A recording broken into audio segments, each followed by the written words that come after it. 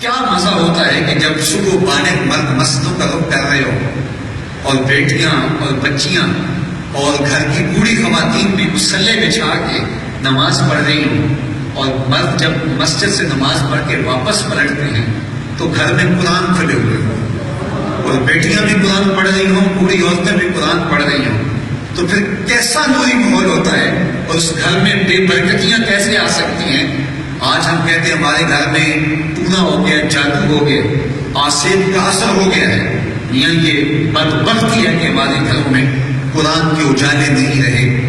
کچھ لوگ تو نماز پڑھتے ہی نہیں، لیکن کچھ ایسے لوگ بھی ہوتے ہیں جو نماز پڑھتے تو ہیں لیکن وہ اوکھے ہوتے ہیں۔ اچانک اذان ہو جائے تو بڑے عجیب جملے بولتے ہیں۔ لوگ ابھی تو آئے تھے، مولوی صاحب کو سائے نہیں ملتا، اس کو اور کوئی کام ہی نہیں، اور میاں یہ مولوی تجھے رب کے حضور سجدہ ریزی کے لیے بلا رہا ہے، اور نمازوں پہ نمازیں آ رہی ہیں۔ اگر اللہ چاہتا تو ایک ہی وقت میں ساری نمازیں ہو جاتی، لیکن اس نے کہا نہیں، صبح اٹھو تو میرے حضور سجدہ کرو، پھر کام پہ چلے جاؤ، دوپہر تک کام کیا ہے جس نے تمہیں کام دیا ہے، آؤ پھر دوپہر کو اس کے سجدہ ریز ہو جائے۔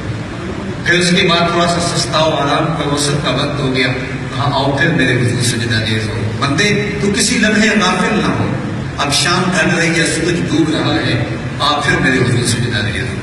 اب تیرے سونے کا وقت آ گیا ہے، تو نیند کے بستر پہ جانا چاہتا ہے، آجا پھر میرے حضور سجدہ ریز ہو کے پھر بستر پہ جانا۔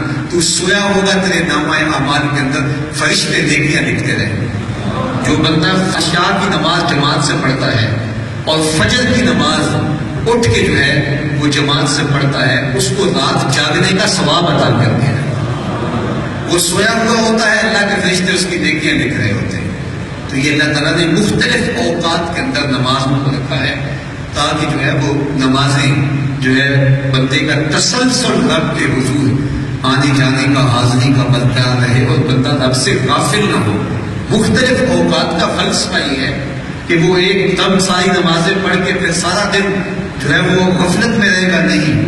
جو ڈاکٹر دوائی دیتا ہے اس کی 3 خوراکیں ایک وقت ہی کیوں نہیں کھا لیتے کہ صبح اٹھے ہو تو تینوں خوراکیں آپ نے ایک وقت ہی لے لی، 8-8 گھنٹے کے بعد کیوں لیتے ہو؟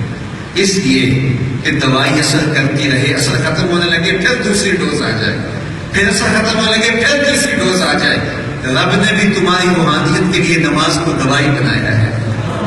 تم رب کے حضور سجدہ ریز ہوئے تھے، نشہ ختم ہونے لگا سجدوں کا، پھر سجدے کے لیے آ جاؤ، اللہ اکبر، پھر آ جاؤ، پھر آ جاؤ۔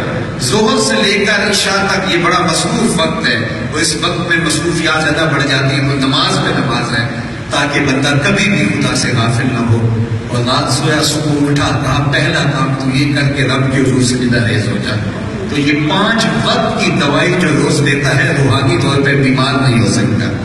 تو ہمیں 5 گانا نماز ادا کرنی چاہیے۔